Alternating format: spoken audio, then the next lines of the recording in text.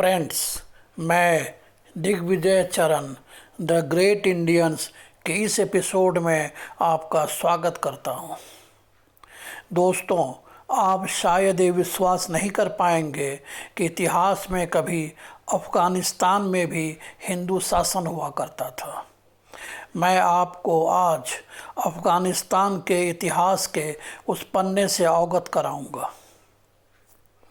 वर्ष 850 एडी अफ़गानिस्तान के इतिहास का महत्वपूर्ण वर्ष है। इससे पहले वहाँ इस्लामिक शासन हुआ करता था, जिसका उन दिनों शासक था लख्तुर्मान। लख्तुर्मान अपनी नीतियों की वजह से जनता में अपनी लोकप्रियता खो बैठा था। जनता में उसके प्रति तीखा आक्रोश था।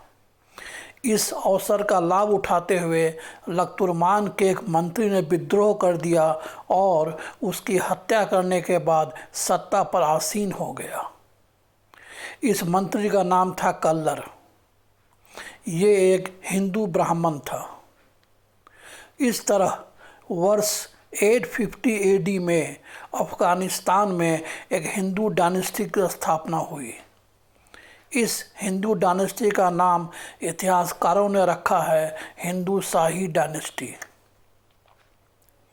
इस हिंदू डायनेस्टी का शासन काल रहा 850 एडी से लेकर 1026 एडी तक, अर्थात कुल 176 ईयर्स तक इस डायनेस्टी का शासन काल रहा। इस डायनेस्टी में एक शासक हुआ जयपाल। जयपाल का शासन काल रहा 964 एडी से 1001 एडी तक। जयपाल का शासन क्षेत्र काफ़ी बड़ा था। उनके शासन क्षेत्र में ईस्टर्न अफ़गानिस्तान, वर्तमान पाकिस्तान और पूरा पंजाब था। उनकी राज्य की राजधानी थी काबुल। उन दिनों ईस्टर्न अफ़गानिस्तान हिंदुस्तान का ही हिस्सा था। विदेशी आक्रमणकारियों की नज़र हिंदुस्तान पर थी, चूँकि उन्हें मालूम था कि हिंदुस्तान सोने की चिड़िया है। उन्हें ये भी मालूम था कि जब तक काबुल उनके कब्जे में नहीं आएगा, वे हिंदुस्तान में प्रवेश नहीं कर पाएंगे। इसलिए महाराज जयपाल को विदेशी आक्रमणकारियों का सामना करना पड़ा। उन दिनों अफ़गानिस्तान में एक राज्य था गजनी, जिसका शासक था सेबुक्तगीन। सेबुक्तगीन काबुल पर आक्रमण करने की योजना बनाने लगा। राजा जयपाल ने इस संभावित खतरे को भांप लिया और पहला आक्रमण उन्होंने ही कर दिया गजनी पर वर्ष 986 एडी में। राजा जयपाल का उद्देश्य था सेबुक्तगीन की सैन्य शक्ति को ध्वस्त करना, और ऐसा हुआ भी।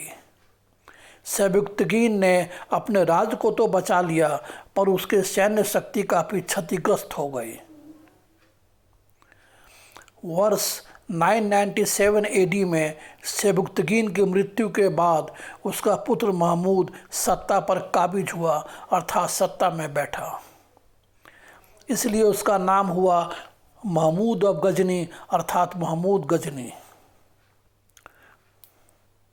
महमूद गजनी ने अपने पिता के हार का बदला लेने के लिए और हिंदुस्तान को लूटने के लिए उसने काबुल पर वर्ष 998 एडी में आक्रमण कर दिया। इस युद्ध में राजा जयपाल पराजित हुए और उन्होंने अपनी राजधानी काबुल से हटाकर एक दूसरे शहर में ले गए, जिसका नाम है उदभंदपुरा। ये पेशावर से महज 80 किलोमीटर दूर था। वही पेशावर जो इन दिनों पाकिस्तान में ही है। फिर वर्ष 1001 एडी में महमूद गजनी ने पेशावर पर आक्रमण किया। इस युद्ध में राजा जयपाल पराजित हुए और युद्ध भूमि में लड़ते हुए अपने प्राण न्यौछावर किए। राजा जयपाल का पुत्र आनंदपाल युद्ध को जारी रखा, लेकिन वह पराजित हुआ और उसका शासन क्षेत्र सिमट कर रह गया पंजाब के कुछ हिस्से में। राजा जयपाल की मृत्यु के बाद महमूद गजनी ने हिंदुस्तान में काबुल के रास्ते प्रवेश किया और कश्मीर पर आक्रमण किया। उन दिनों कश्मीर में एक बहादुर हिंदू महिला शासन करती थी जिसका नाम था रानी दड्डी। रानी दड्डी की सेना ने महमूद गजनी की सेना को धूल चटा दी। महमूद गजनी की सेना इतनी क्षतिग्रस्त हुई कि उसने दोबारा फिर कश्मीर पर आक्रमण करने का इरादा ही छोड़ दिया। महमूद गजनी कई बार हिंदुस्तान काबुल के रास्ते आया और उसने कई राज्यों को लूटा। उन दिनों हिंदुस्तान के सभी राजाओं के बीच तालमेल नहीं था और एकता की कमी थी। इसी एकता पर बल दिया था ललितादित्य ने, जो 8वीं शताब्दी में कश्मीर का शासक हुआ। देखिए मेरा पिछला वीडियो जो ललितादित्य की उपलब्धियों पर आधारित है। गुजरात के सौराष्ट्र में एक शहर है वेरावल, जहां सोमनाथ मंदिर है। वर्ष 1025 AD में महमूद गजनी ने इस मंदिर को लूटा। 50,000 से ज़्यादा हिंदू श्रद्धालुओं ने इस मंदिर की रक्षा करते हुए अपने प्राण न्यौछावर किए।